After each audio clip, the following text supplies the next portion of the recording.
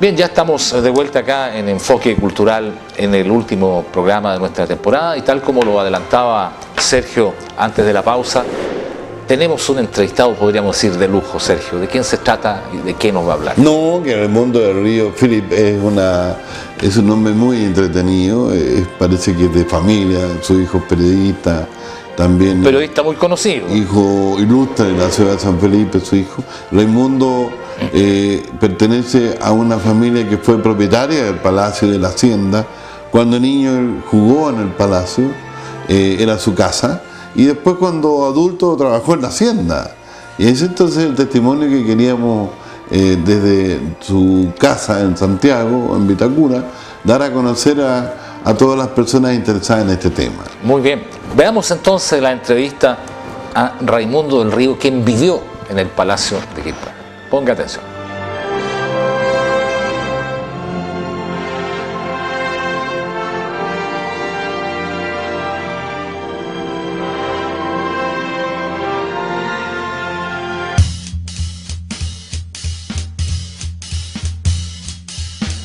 ¿Qué tal? En este programa cultural del Valle de la Concagua tenemos la oportunidad de saludar y conversar con don Raimundo del Río Philip, un distinguido empresario agrícola y también un estupendo agrónomo y hombre amante de la vida y de una gran calidad humana.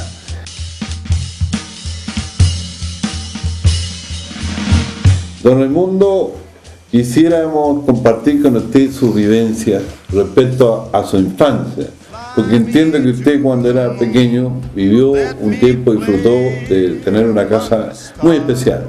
Nos referimos al Palacio de Quilpué. ¿Qué tal, Raimundo? Sí, muy buenas tardes, oye, gusto verte. Y he tenido mucho agrado de estar contigo y cuando me pediste que conversara un poco de este tema. Realmente yo efectivamente en esa época viví en eso que ahora llaman el Palacio, que en ese tiempo se llamaba la Casa nomás de Quilpué. Y ahí el nombre de las casas de Quilpué, ese sector, en comparación con uno más arriba que se llama las Casas Chicas.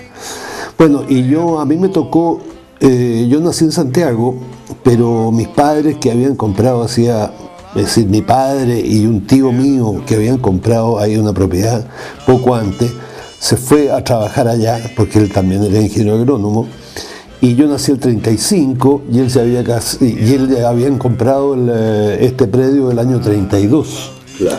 Entonces, en mi primera juventud, infancia, sí, llegué a vivir allá, con mi madre, con mi padre y nadie más, en esa tremenda casa. Ha sido un poco difícil caminar y jugar por todos lados. Bueno, yo tenía 2 o 3 años, así que es difícil que caminara en ese momento, pero en fin.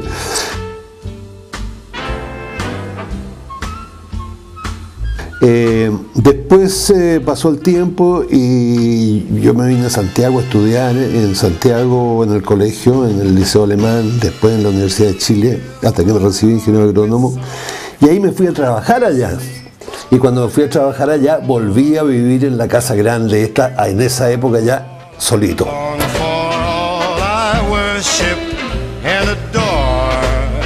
Oiga, don Raimundo, ahí mira en todas las habitaciones su espejo, ahí había un espejo, ¿verdad?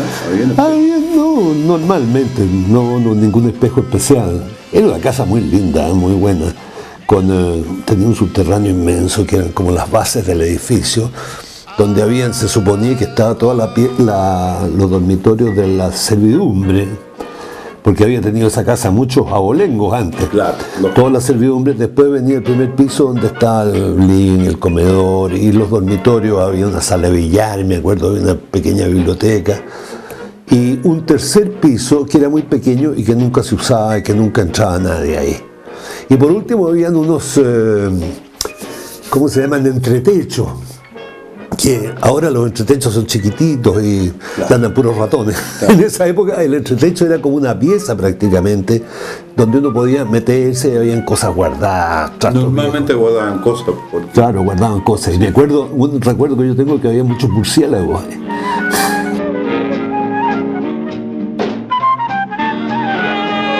Y Raimundo, y en el primer nivel estaba el comedor, entonces. Había un gran hall de entrada, me acuerdo, que con una escalinata que subía, había un gran hall de entrada. Después estaba detrás con una chimenea grande que tenía unos escudos, me acuerdo de la familia Lyon, sería Ross, no sé. Edward, tal vez. O Edward. Y en la pieza siguiente era el living, que daba para el otro lado de la casa, o sea, hacia la cordillera, y una terraza que tenía ahí. Y al lado, hacia el sur, digamos, estaba el comedor, que era un comedor muy grande. ¿Cuántas personas en el mundo, a ojo de buen varón, podrían estar ahí? ¿En la mesa del comedor? En la mesa de ese comedor. Yo te diría 8, unas 20 personas. 20 personas. Claro, una mesa inmensa. Que esa era de donde. Porque en la compra, mi padre y mi tío eligieron algunos de los muebles, porque lo que era indispensable, porque tú no vas a encontrar nunca una mesa de ese tamaño para llenar el comedor. Pues, así que había que quedarse con la mesa, se quedaron con algunas cosas más, y después ellos pusieron el resto. Y don Arturo Lyon se llevó las cosas que eran, o las habrá rematado, no sé. Yo recuerdo que don Arturo Lyon después se fue comprar tierra hacia el sector oriente, con los dinero que tenían después que pagó sus deudas, en fin, Sí. Y construyó una casa, una casona. Construyó Y ahí llevó algunos muebles. Sí, construyó una casa. Don Arturo Lyon, es decir, la familia Lyon, yo no sé si don Arturo, quién, tenía una propiedad que iba desde el Callejón de las Venegas, no sé si lo ubicas tú, que está frente a la Virgen, al Cerro de la Virgen, desde ahí hasta Jahuelpo. Sí. O sea que era Linda propiedad. Era una propiedad más o menos contundente. Claro. Bueno, y después se dividió esto cercano, más o menos, pues era mitad y mitad. Lo que vivieron, lo que compraron mis parientes y lo que se quedó don Arturo. Y él construyó una casa, muy buena la casa, pero discreta. Claro, a nivel de lo que era la vida moderna. Claro, claro. Era una especie de capricho de la familia Edward, en realidad. Era un castillo o palacio. A mí fíjate que me han contado, yo no sé si será cierto, que doña Juana Ross, que fue la que construyó, quería ponerlo en la plaza de San Felipe, esto, que era un lado de la plaza de San Felipe. Y después no sé qué la hizo cambiar de idea y lo construyó allá. Pues. De hecho, el administrador que tenía ella, don Carlos Hoppenblatt, construyó una casa bastante grande que todavía existe frente al Banco del Estado en San Felipe, en Prat con Porto. ¿Dónde está esa que fue después la cuestión del ejército? Sí, tiene toda la razón. Fue el casino de los oficiales del ejército. El casino oficial, claro. Y ahora es una cosa comercial. Sí, lo restauró el señor Bienzo, que se dedica a ese tipo de gestiones inmobiliarias, y quedó bastante interesante como un proyecto interno. Quedó muy bien. Y porque si uno mira al frente está el Banco del Estado, que lo salvamos en cuanto a estructura arquitectónica de un edificio que queríamos. Ese es un edificio re bonito. Claro, entonces esas dos propiedades en la esquina hacen un contrapunto y uno le permite recordar cómo eran los otros tiempos. Yo me acuerdo del chico, que es el letrero que tenía el número 100 en el Banco del Estado. Sí. Y todavía está el número 100.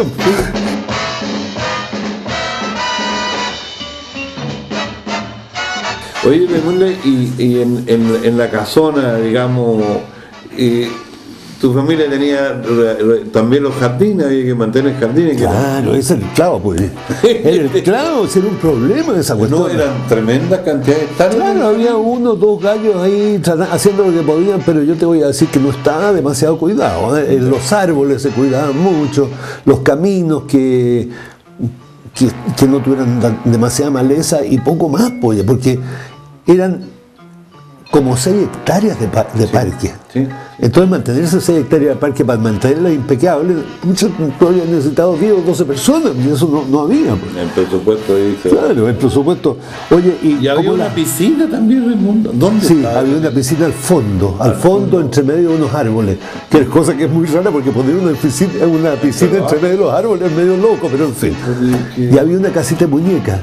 Ah, qué interesante. Que venía de antes, así como sería de 3x5, una cosa así chiquita, pero con sus puertecitas, sus ventanas y todo, que está ahí cerca de la piscina.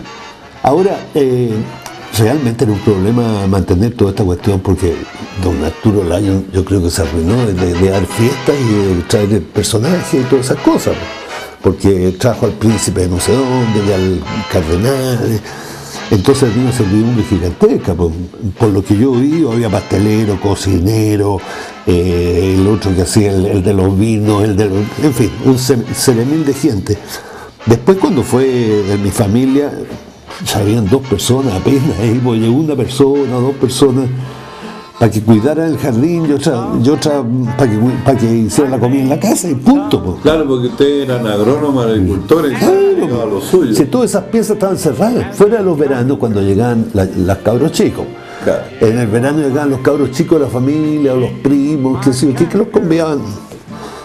Mi padre y mi de una prima buena moza tal vez usted conoció y había de todo. Raimundo siempre me gusta conversar con un hombre que yo me felicito conocer. Oye Raimundo, y tú como ahora en el sentido de hacienda probablemente tal, ¿qué fortaleza tenía esta la hacienda? Donde tú también estuviste trabajando como profesional, como... No, claro, en esa época era bastante rentable todas las cosas, pues la agricultura era mucho más rentable que ahora, efectivamente. Los grandes cultivos eran, para que tú creas, marihuana, viejo. 50 hectáreas de cáñamo. Por razón alguien me dijo de que la fortuna de los ancestros estaba en la marihuana. Oye, y a veces se sembraban 50 hectáreas de cáñamo, se sembraba trigo, se sembraba cebada para la maltería Concagua, que era de unos españoles, se sembraba trigo para Carosi, que estaba... Carosi tenía una oficina en la plaza. Tenía oficina en la plaza donde están los bomberos, ahí por ahí de esa parte. Yo conocí a don Silvio Arzani. Don Silvio Arzani era el hombre. Claro, yo peleaba con él por los precios, claro. Era muy buena persona. Sí, claro. Y me acuerdo de un español que era el que estaba a cargo de la maltería. ¿Dónde estaba esa? Esa estaba en la Alameda, Merced parece que era, al final de la Alameda, por allá. Una casa vieja que todavía existe la casa. No me acuerdo si es Merced o ¿cómo se llama la siguiente? Sí, con Maipú, pero la siguiente de Merced, Freire, ¿no es? Sí. Ahí, Freire es que de Maipú me parece que. Sí, parece que yo escuchaba esa información.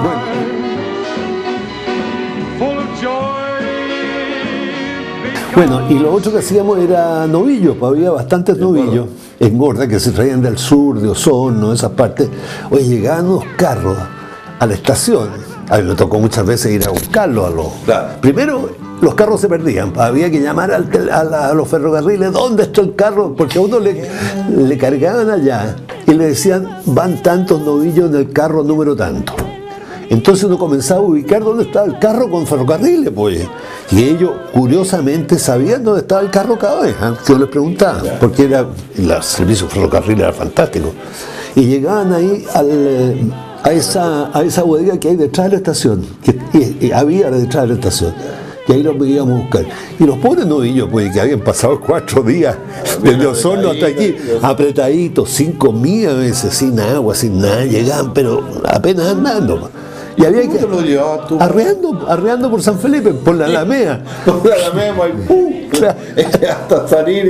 Hasta salir por allá por Aranahumá. Bueno, y ahí llegábamos, pues, y se recuperaban al tiro, me acuerdo. Bueno, y después se le vendía a mucho compraba ¿cómo se llama? Uno gordito bajo. ¿Notaría don Guillermo Mancilla? Don Guillermo Mancilla también. ¿También? Sí, pero don José Luis Vargas. Don José... ¿Te acuerdas de don José Luis Vargas o no? Tuvo una carnicería. Tuvo una carnicería, claro, cerca del Banco del Estado. Claro. Ahí en la calle Plaza. Sabía mucho, miraba los novillos, decía, este pesa 565 kilos más. ¿Y eso lo ponía tú justo. Entonces parece que tiene mucha grasa, no, ese no, este otro que es patita corta, en fin, ahí le buscaba. Qué maravilla. Oye, Raimundo, ¿y es verdad que también queda un poco de uva de Francia, de esa cepa francesa? En esa época no. En esa época solo había una viña que estaba al lado del callejón de las Venegas y la calle principal que va a Palencón, y era uva país. Ya, no era uva de... No. Después se plantaron parronales ahí, pero el año, debe haber sido el año, yo te diría como 50 y tanto, que estaba don José Olmedo a cargo. Yo creo que tú conociste a don José Olmedo. Sí, conocí a su hijo que ya murió. ¿Cómo el hijo? El Pepe Olmedo murió ahora un no año, sabía. un poco más, fíjate. Yo no tenía idea. No, tuvo un destino muy feliz nuestro amigo Sí. Pepe Olmedo. Yo lo conocí Supe que lo pasó mal. mucho, desgraciadamente. En fin, entonces, en la práctica eran eso la actividad productiva de la... Eso era básicamente. ¿Tú estuviste ahí? Bueno, y también se plantaron viñas después, se hacía vino, se vendía vino ahí. Sí, eso sí, así, porque he escuchado que había vino también. Pero claro, Bastante bueno, claro, ¿no? se producían como, no sé, ¿cuánto sería? Como 300, 400 mil, no, algo así de litros, 300, 400 mil litros. Y se vendía en Damajuana en ese tiempo, en Chuico. Chuico, Damajuana. En Chuico, claro. 5 y 10 fíjate, litros. y curiosamente se vendía todo entre San Felipe y los Andes y gente de los alrededores que ya eran clientes, como quien dice. Y venían, se llevaban 50 chuicos, se llevaban 20 chuicos, se llevaban 100 chuicos y se vendía todo ahí.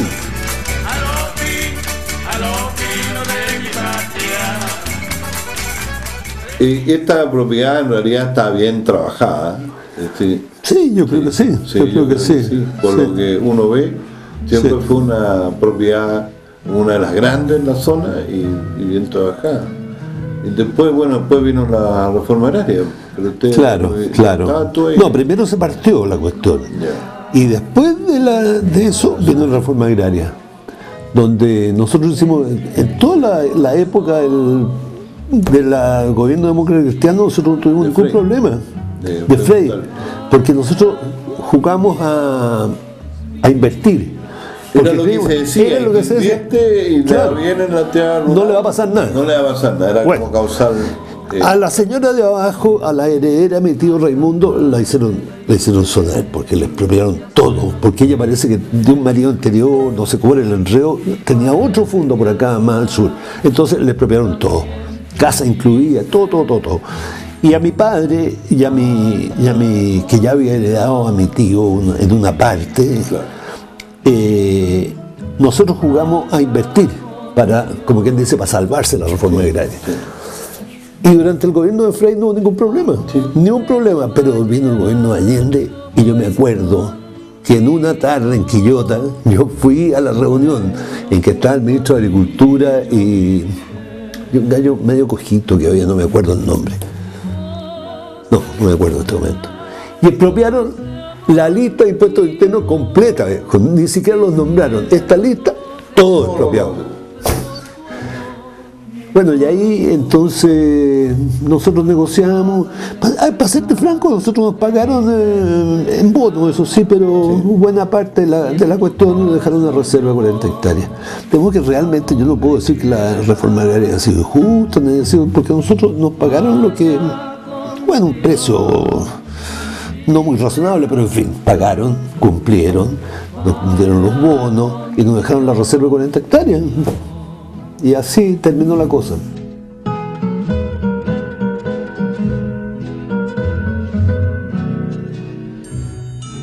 La casona al final la dejaron como una reserva exclusiva. Te cuento, Pero me has contado que los muebles, las cosas que estaban ahí, se demoraron varios días en rematarse. cuando murió este tío mío, la herencia de él, porque él no tenía hijos, entonces la herencia Se fue, había casado, pero no tenía hijos. se había casado con... Cuando compró tu viejo, tu papi era... ¿Estaba soltero. casado? No, era soltero. No, en ese momento estaba...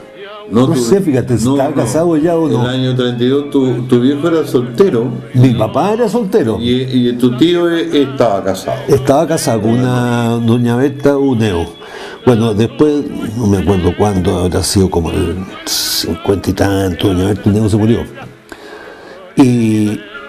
Y mi tío se casó con una señora de la cual parece que había tenido amistad por algún tiempo. Se casó con ella y después los expropiaron. Como ella tenía este otro fondo, y no, espérate, primero, no, me equivoco. Primero tenía que dividir con mi papá, porque la herencia de un señor que no tiene hijos iba una parte a la cónyuge y otra parte a los hermanos, Sí, que era el único hermano. Papá le tocó. Entonces a mi papá le tocó quedarse con lo que era originalmente de él y con un pedazo más chico, que era lo que heredaba de mi tío. Claro. Y la señora se quedaba, bueno, con el resto. Claro. Ahora, hecho todos los cálculos, esto era más o menos miti-miti. Y se partieron por un camino que hay ahí, que no sabría explicarte cómo se llama. En la mitad atravesado de norte a sur. Pero entonces, el palacio quedó en parte de quién? quedó en la parte de la señora. Ya. Ya. Y los muebles que habían adentro del palacio, que había que partirlos también, pues, en la misma forma. Sí. Se hizo un gran remate, que fueron anticuarios y fueron...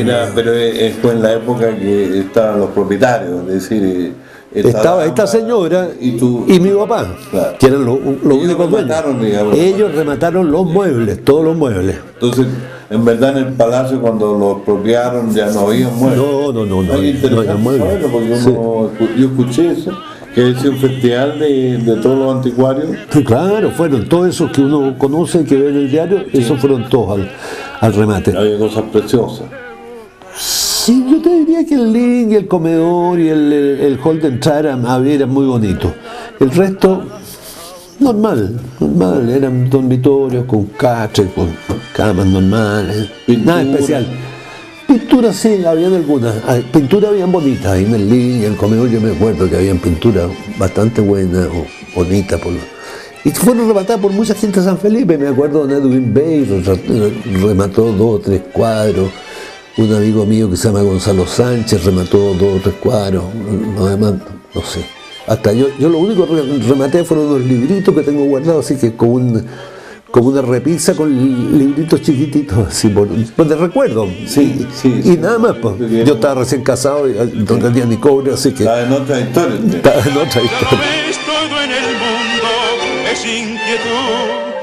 Estaba terremoteada la casa. Sí. Vino un terremoto y quedó media... Bueno, y ahí a mí me convidaron y bastantes otras personas estaban interesadas en reconstruirla, en arreglarla y hacer, no sé, algo, se pretendía hacer un hotel o un club o una cosa en Cachay. Pero falló porque el costo era muy alto, era como $1 millón de esa época. Estoy hablando del año, no sé, 70 ya.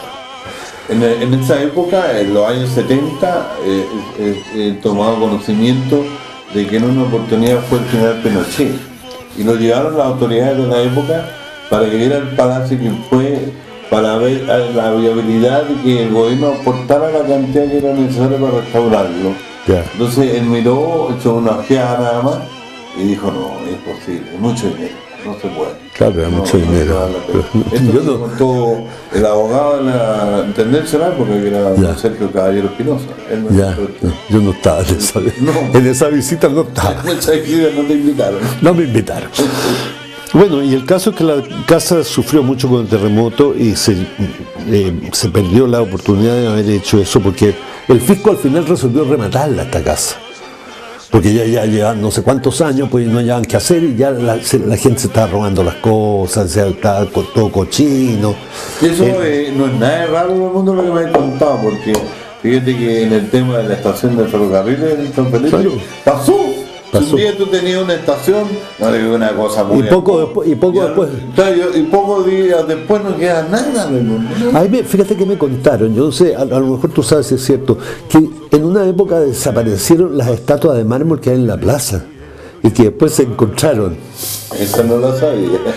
A mí me lo han contado, no lo sé. León me han contado, pero esa de estatuas no sabía. Y ahí están las pobres también. Ahí están, ahora las rayas. Las pobres, todas pintarrajeadas. Acariciando mis manos, sombras nada más. Vendieron, fíjate, hasta la reja, había una reja preciosa de fierro, que me dijeron que tenía un señor por acá, por Rancagua, por una cosa que se llama La Punta, que parece que hay un señor que es como anticuario, así que remató la reja y la tiene puesta. Yo nunca más la vi, pero era preciosa la reja. Bueno, tal vez era parecida a la que quedó en el Palacio de Edward en Santiago, y el Palacio de Edward, lo que hoy día actualmente la Academia Diplomática Andrés Bello. Ah, claro. Era hermana, digamos, mansión a esta.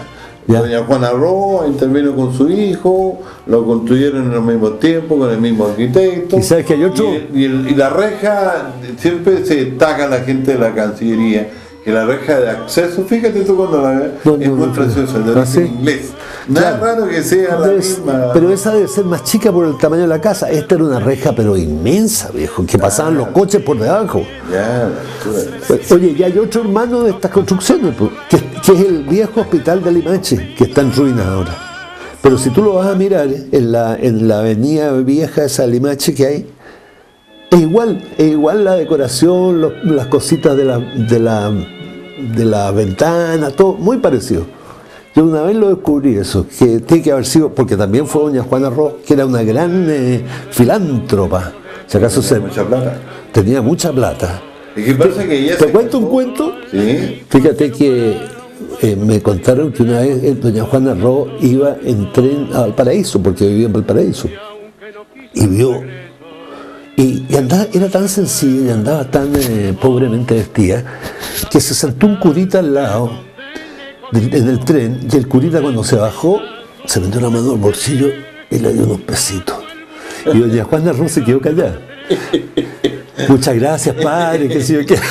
Oye, dio vuelta la vida, pasaron los años, esto es lo que me han contado, y el curita tenía una parroquia en Valparaíso y estaba muy fregado plata, no tenía con qué arreglar la iglesia y todo. Y de repente llega doña Juana Roa y le dice: yo te agradecido a usted porque usted me ayudó a mí, ahora yo lo voy a ayudar a usted, y le hizo la iglesia. Pero qué maravilla, era una dama extraordinaria, porque en verdad ella se casó con un hombre muy mayor, don Agustín Edward, el primero de los... era muy mayor, sí. Entonces 20 años más que ella, y era primo de ella, y se casó con ella y tuvieron 5 hijos. Y él, claro, murió mucho antes que ella murió en 1913. Entonces, en la práctica, tuvo una fortuna, por ahí leí, que era como, por decirlo así, 5 veces más grande que la fortuna de los Lucy, una cosa que es bastante grande. Bueno, solamente haber tenido toda esa tremenda hacienda, pues, si llegaba hasta los baños de Jagüel, pues, por ahí cerca. Entonces, era una cosa realmente impresionante. Bueno, y ahí murió la casa, pues, y se acabó. Y ahí estamos. Ahí estamos con el hoyo nomás, pues. Pero ha sido grato esta reflexión entre los dos, y yo te agradezco porque tú eres un hombre, un testigo calificado de todas estas situaciones. Lo que quieres, pues yo quiero tanto San Felipe, pues llevo 50 años en San Felipe. Pues. ¿Y tienes tu tierra ahí? Y tengo, claro. ¿Con cáñamo, no? No, ahora me dedico a otras drogas más fuertes. Es una broma pesada. Es demasiado blanda la marihuana, hay que tirarse con algo más fuerte ahora. Ahora, claro, el cáñamo suena... Puede ser con un buen vino tinto, por ejemplo. Está bien, Raimundo. Oye, gentileza. Sergio, cuando se te ofrezca y cualquier cosa, yo te recibo encantado. Primero, porque tengo mucho respeto y amistad contigo. Sí. Segundo, por ser sanfelipeño y porque todos estos temas, oye, le traen a uno algunos recuerdos que es entretenido. Es una belleza. Además, yo sé que tu familia sigue vinculada a San Felipe. Sí, súper vinculado. Mi hijo se casó con una sanfelipeña. Claro. Y que los papás de ella son gente que está allá. Bien, ahí estaba esta entrevista exclusiva, Sergio, te felicito. Yo periodísticamente pienso que, por lo menos yo no he visto una entrevista, un testimonio de alguien que haya vivido en el Palacio de Colpé, que haya sido su casa. La encontré muy interesante y te felicito por haberlo conseguido, Sergio.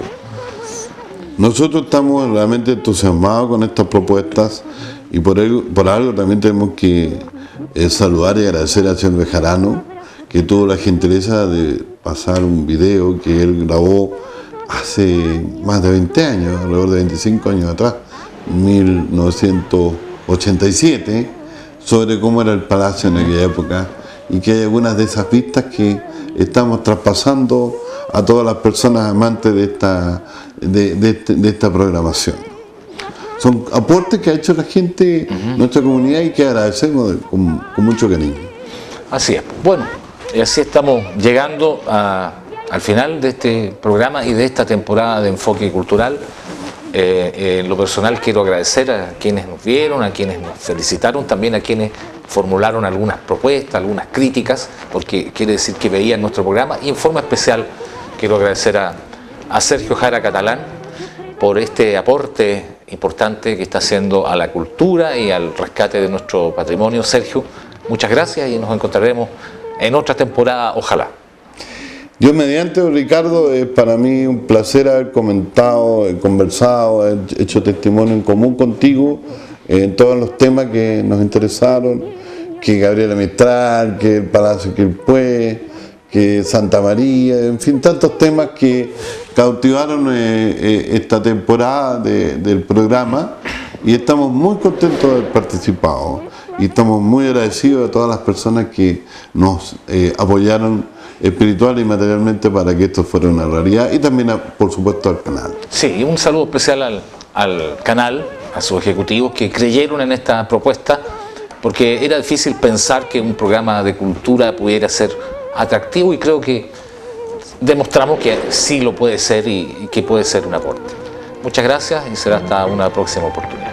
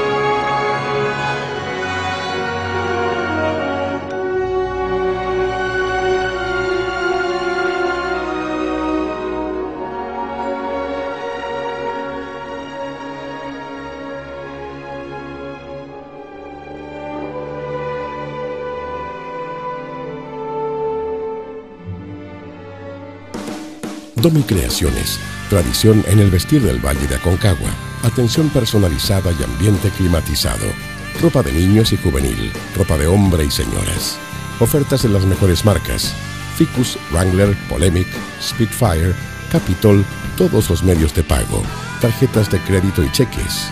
Domi Creaciones, Prat 247, Fono 510941, San Felipe.